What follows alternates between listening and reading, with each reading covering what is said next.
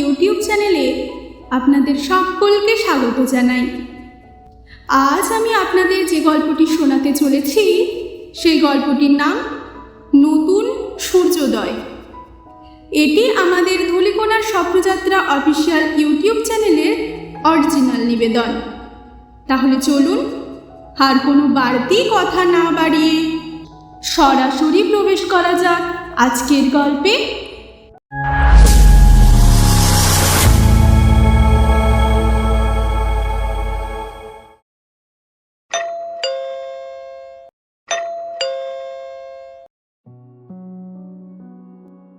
অসময়ে ডোরবেলটা বেজে ওঠায় বেশ চমকেই উঠেছিল নন্দিনী।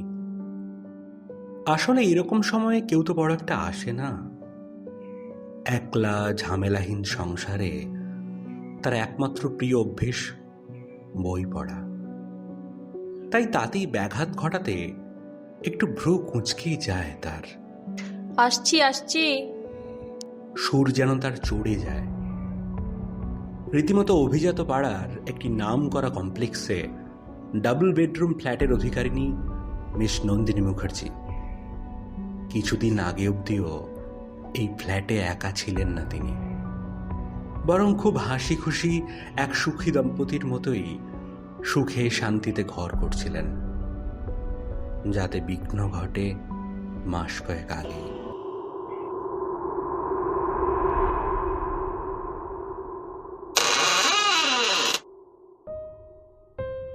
দরজা খুলতেই কপালের বলিরেখা ছোট হয়ে আসে তার।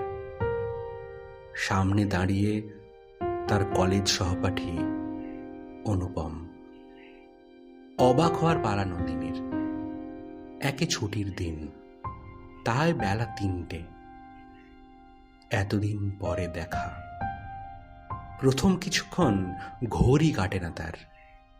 একটু ধাতস্থ হয়ে বলে, এ আমি সামনে কাকে দেখছি? তুই তো সেই একই রকম আছিস রে। একটু হাসে অনুপম।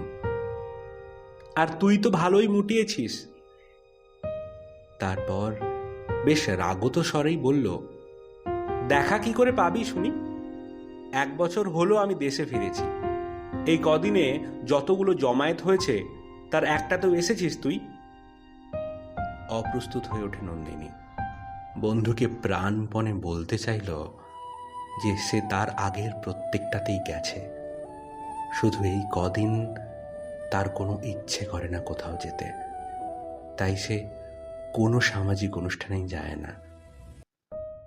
নন্দিনীর মনের ভাব কতকটা বুঝতে পেরেই পরিবেশকে হালকা করতে বলতে চাইল অনুপম, আচ্ছা তুই কি বলতো, এতদিন পর এসেছি, একটু চা কফি কিছু খাওয়াবি তো নাকি? মুহূর্তেই নন্দিনী প্রাণোচ্ছল হয়ে ওঠে। একটু বস, আমি আনছি। পুরনো স্মৃতি ভেসে ওঠে অনুপমের মনে। সেই সুন্দর দিনগুলো, আড্ডায়, গানে, হুল্লোড়ে, ছবি আঁকায়, খেলাধুলায় মেতে থাকতো তারা। কেমন চোখের পলকে কেটে যেত দিনগুলো, টেরই পাওয়া যেত না। অনুপম একই বিষয়ে নন্দিনীর 1 বছরের সিনিয়র। আড্ডা দিতে দিতে কখন বন্ধু হয়ে গেছে। নন্দিনীর গানের গলা ছিল খুব ভালো। প্রত্যেক কম্পিটিশনে প্রথম পুরস্কার ছিল বাঁধা ধরা। তাই বন্ধুদের আসরে তার ভক্তের অভাব হতো না। তার মধ্যে অনুপমও ছিল অবশ্য একজন।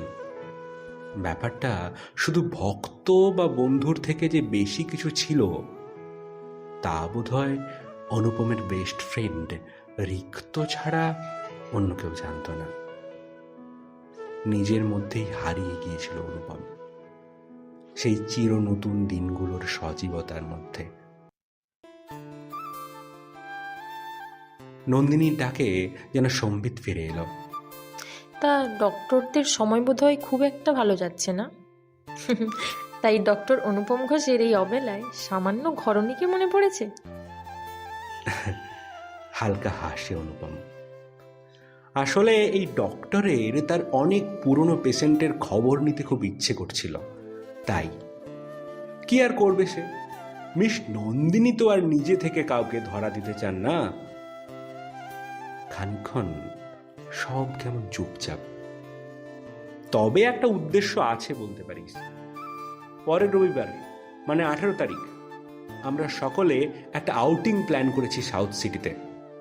এইবার আর তোমায় ছাড়ার কোনো প্রশ্নই ওঠে না বলেই কতকটা নন্দিনীর মনের ভাব বোঝার চেষ্টা করে অনুপম। যেমনটা আশা করেছিল, অন্তত অন্য বন্ধুদের মুখে যা যা শুনেছিল সেরকম কোনো রিয়েকশন দেখতে পেল না তার চোখে মুখে। কিছুটা নিশ্চিন্ত হলো। সেই কারণেই আজ তার এখানে আগমন। আরো অনেকক্ষণ খুব হই হই আড্ডার পর অনুপম বিদায় নিল। তার আগে অবশ্য নন্দিনীকে মোটামুটি প্রমিস করিয়ে নিল আগামী রবিবার সে তাকে দুপুর 3টেই পিক আপ করবে। একটু আপত্তি করেছিল নন্দিনী, বিদঘুটে সময় বলে, কিন্তু তা বেশিক্ষণ ধোপে টেকেনি। মাঝের কয়েকটা দিন নন্দিনীর বেশ ব্যস্ততার মধ্যে দিয়েই কাটল। মায়ের শরীরটা ভালো নেই, তাই কদিন ওখানে গিয়ে থাকলো। এতদিন ব্যাংকের কাজগুলো করতে পারেনি, সেগুলো করল। প্রায় রোজ দিনই একবার অন্তত অনুপমের সঙ্গে কথা হতো।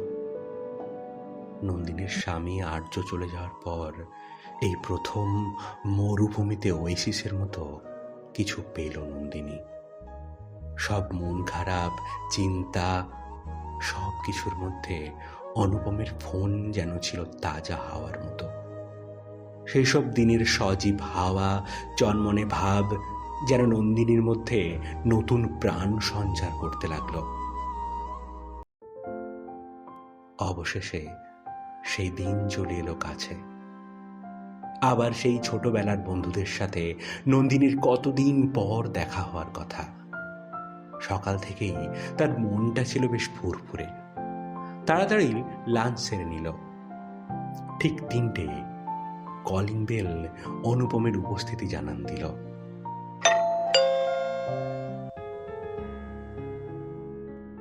আর নিজের অজান্তেই নন্দিনীর মন খুশিতে ভরে উঠল। দরজা খুলতেই অনুপম বলে উঠল, বাব্বা তুই রেডি? বাঁচালি। আমি তো ভাবলাম ম্যাডামের সাজুগুজুর জন্য ঘন্টাখানেক অপেক্ষা করতেই হবে। হাসল নন্দিনী।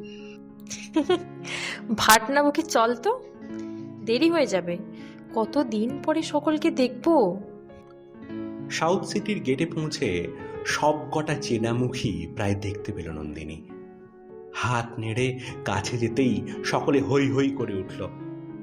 তার সবচেয়ে প্রিয় বান্ধবী রঞ্জনা দৌড়ে এসে জড়িয়ে ধরল।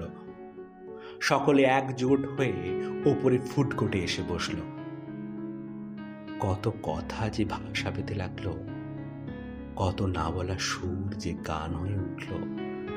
হাসি ঠাট্টায় মেতে উঠল সবাই।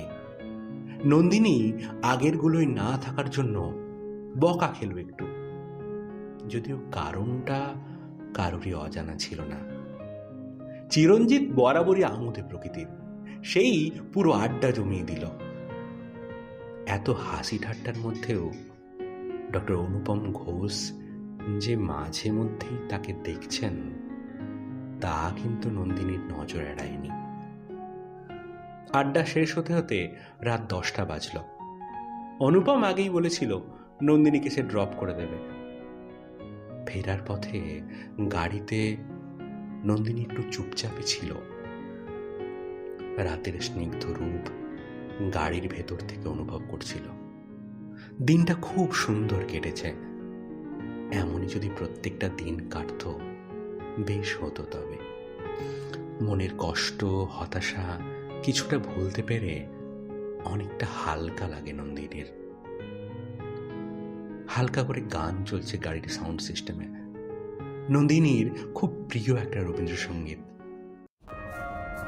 সুখী ভাবনা কাহারে বলে, সুখী যাতনা কাহারে বলে, তোমরা যে বলো দিবস রজনী, ভালোবাসা ভালোবাসা সুখী ভালোবাসা করে কয়, সে কি কেবলই যাতনা। অনেক ভাবনার মধ্যে রঞ্জনার একটা কথাই নন্দিনীর খুব বেশি করে কানে বাজছিল। নন্দু, আলো যদি ঘরে আসতে না দিস, জানলা যদি সবসময় বন্ধ করে রাখিস, তাহলে যে জীবনটা আরো কঠিন করে তুলবি রে। তার চেয়ে যেমন জীবন তোকে নিয়ে যাচ্ছে সেই রকমই চল না। অজান্তেই দু ফোঁটা জল গড়িয়ে পড়ল নন্দিনীর দু চোখ বেয়ে। হঠাৎ নিজের হাতের উপর একটা হাতের স্পর্শ অনুভব করল নন্দিনী। তাকাতে পারল না, চোখের জল গোপন করতে বাইরের দিকে তাকিয়ে থাকলো জোর করে। শুধু খুব চেনা কণ্ঠস্বর ভেসে এলো কানে কানে, আমি তো আছি সব সময় তোর পাশে, তোর সাথে। তাকিয়ে দেখলেই খুঁজে পাবি এই অনুপম এখনো তোর। নন্দিনীর তখন তার প্রিয় গানটির সাথে গলা মিলিয়ে গাইতে ইচ্ছে হলো। প্রতিদিন যদি কাঁদিবি কেবল, একদিন নয় হাসিবি তোরা, একদিন নয় বিষাদ ভুলিয়া সকলে মিলিয়া গাহিব মোরা। তারপর সেই গানের সাথে অনুপম গলা মিলিয়ে দিল। ভাবনা কারে বলে সুখী, যাতনা কারে বলে, তোমরা যে বলো দিবস রজনী, ভালোবাসা ভালোবাসা, সুখী ভালোবাসা কারে কয়, সে কি কেবলই যাতনাময়। তো এই ছিল আজকের গল্প নতুন সূর্যোদয়। আজকের মতো এইখানেই বিদায় নিচ্ছি। গল্পটি যদি আপনাদের ভালো লেগে থাকে তাহলে অবশ্যই আমাদের পাশে থাকবেন। আমি আবার খুব শীঘ্রই হাজির হব নতুন কোনো রহস্যময় গল্প নিয়ে, হারিয়ে যেতে অজানার অন্য এক জগতে। আপনারাও যদি এই সফরের সঙ্গী হতে চান তাহলে অবশ্যই থাকতে হবে ধূলিকোণার স্বপ্নযাত্রায়।